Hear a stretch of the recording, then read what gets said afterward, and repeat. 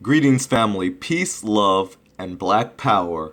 This is Guru, and thanks for visiting my channel.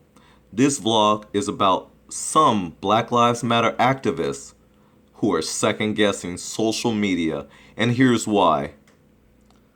So, family, when Black Lives Matter started in 2012, it harnessed social media to push the movement for Black lives into mainstream conversation. Today, many activists still rely heavily on Twitter, Facebook, Instagram, and other social media outlets to organize protests, connect with like minded people, and amplify underrepresented voices. But a new revelation is causing them to second guess how we use social media. The American Civil Liberties Union, ACLU, announced on Tuesday that Facebook, Twitter, and Instagram gave social media surveillance tool Geophidia access to user information that helped authorities monitor and target activists of color. Remember about a month or so ago, there was a Black Lives Matter activist who was found in an unknown area, burned to death. He was found in his car. What was odd about it is no one seen how he got in this area. No one really even knew of this area, but coincidentally, he ended up dead. We know the race soldiers, i.e., aka police across America, have not been too kind to black people. In particular, our activists. So I always wonder about those people, these race soldiers, these so-called police who have been targeting us. But that's another vlog at another time. So family, although the sites decided to halt Geophedia's access to their data, activists interviewed by Fusion are still dismayed by the news. For some community organizers, distrust of social media has been building for some time. Cherno Biko, a black trans rights activist, says she hasn't posted on Facebook in months. The tipping point came this summer after the shooting death of Corinne Gaines, a black woman whose live stream of her standoff with Baltimore police officers was removed by Facebook. Family, you all remember that incident. They got a hold of Facebook and cut the live feed to where we could not see the transparency of how the police were going to actually handle that situation. And instead, after they cut the feed from Facebook, and this is a reason why I don't use Facebook. I haven't been on Facebook in years now. Thank God. Because I know they monitor Facebook. And family, I'm sorry, I got to get off this for a second. For you guys to be posting all kinds of personal information on Facebook, I feel for you. I actually feel for you.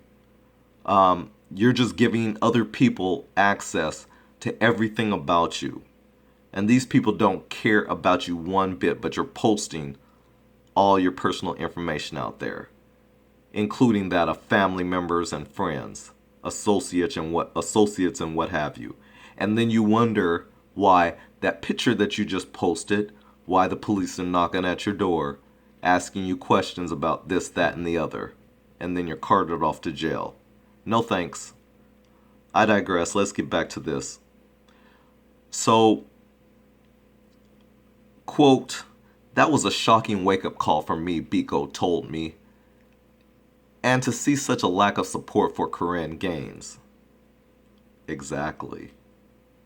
This incident, combined with the Geophidia news, caused Biko to use her social media account less often and to set them to private. Other activists weren't surprised by the ACLU's findings. So Bree Newsome, an activist and filmmaker who famously climbed the flagpole on South Carolina State House grounds and removed the Confederate flag in 2015, echoes Walid's views. Quote, "I find this disturbing but not surprising," she told me. Newsome added that she has no doubt that social media surveillance is connected to race.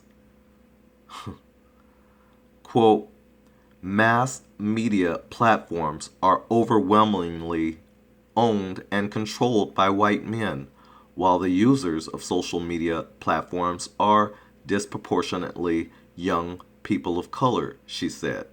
So the use of social media as a way to monitor activists working to end police brutality is absolutely part of the police repression that is so ubiquitous in the United States now, unquote. You heard that, family. And this is back to my statement why I don't post anything, especially on Facebook, and I haven't in years. Some of my other channels I have under alias names, simply because I'm smart enough to know that. There's plenty of you YouTubers, and see, there's people out here who just have to and want to be vain, and that's okay. I have no problems with that. To each his own. But when you do post your picture and you post your face out there, you are setting yourself up. I'll repeat, when you do post your face and you post your picture out there, you are setting yourself up. Some people say, oh, you're just being a coward.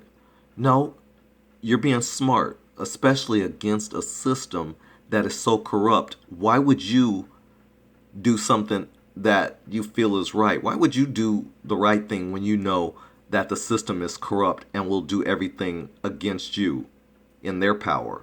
That just doesn't make sense to me. But again, if you choose to put your face out there, that's your business, and I have no problems with it. But just understand, if they come knocking at your door, or if you get targeted and pulled over by the police, and then you go on Facebook because you got to now post it on Facebook, just understand why they're doing that, why you're being pulled over.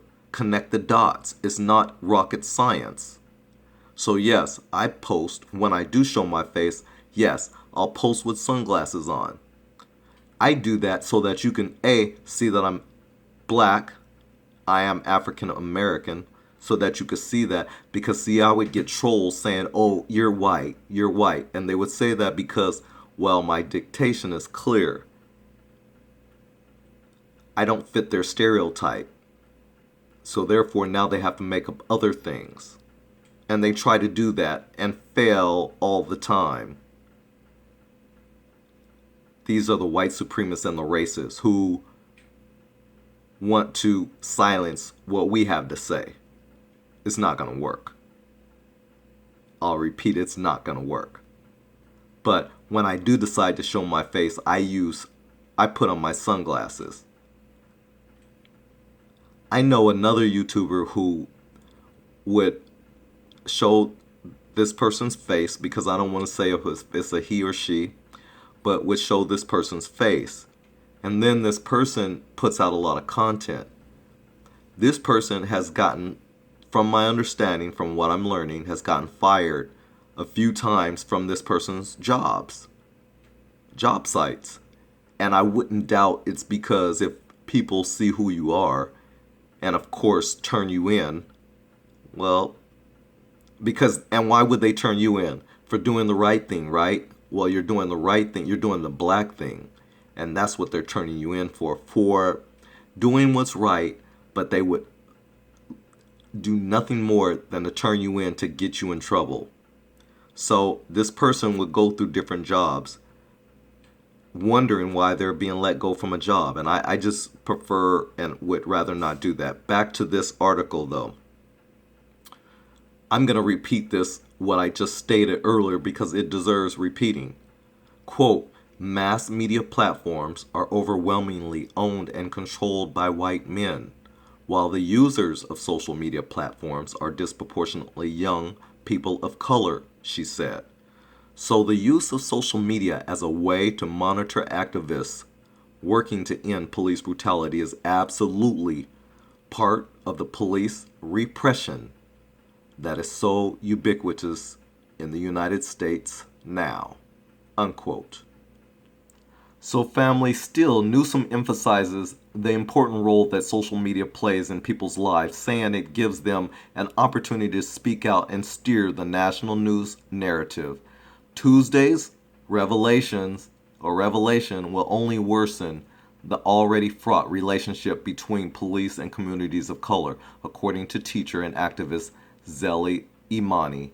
Quote, social media are powerful tools, yet, as the ACLU report shows, they aren't only powerful tools for activists and organizers, but various law enforcement monitoring us, he said. These actions intimidate and silence an already marginalized and alienated group. But, as Wallet points out, social media surveillance isn't just an issue that impacts communities of color.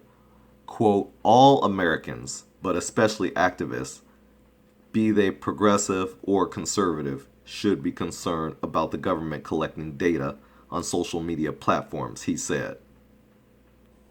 And family, if you remember some few weeks ago, maybe actually a couple weeks ago, I did a vlog on police use technology which is racially biased, which is intensifying racial discrimination. This particular vlog talked about some of the cell towers and some of the cell monitoring tools that they use also to monitor us, especially in communities where it's predominantly people of color. So if you haven't checked that out, I would advise you to check that out because I do speak talk about some of the different technology tools that they do use in that vlog. With that said, family, I hope you like this vlog. I hope you share it. And if you haven't done so already, you know I'd appreciate it if you would subscribe.